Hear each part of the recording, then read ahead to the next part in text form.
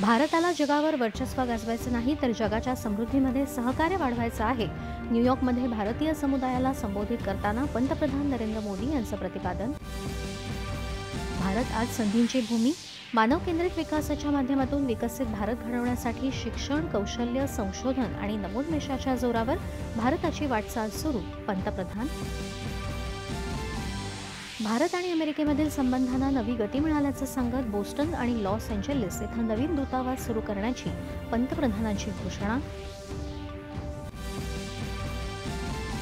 पंतप्रधान नरेंद्र मोदी यांनी नेपाळ आणि पॅलेस्टाईनच्या पंतप्रधानांसह कुवेतच्या युवराजांशी केली विविध मुद्द्यांवर द्विपक्षीय चर्चा.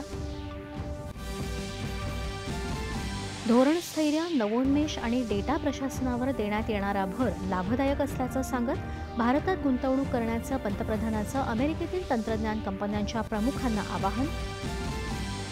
अमेरिकेतील आघाडीच्या तंत्रज्ञान कंपन्यांच्या प्रमुखांसोबत पंतप्रधानांची गोलमेज बैठक. भारत गुंतवणूक आणि सहकार्य करण्याबाबत उद्योजकांनी दाखवलं स्वारस्य.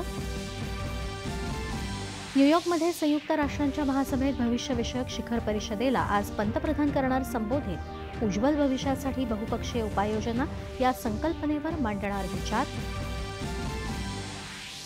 आयुष्यमान भारत योजनेला आज 6 वर्ष पूर्ण. आतापर्यंत 12,55,00,000 लाभार्थ्यांना 5 लाख रुपयांपर्यंत मोफत उपचार. तिरुपती मंदिरात लाडू प्रसाद भेसळ प्रकरणी तपास करण्यासाठी आंध्र प्रदेशचे मुख्यमंत्री चंद्राबाबू नायडू यांनी केली SITची स्थापना.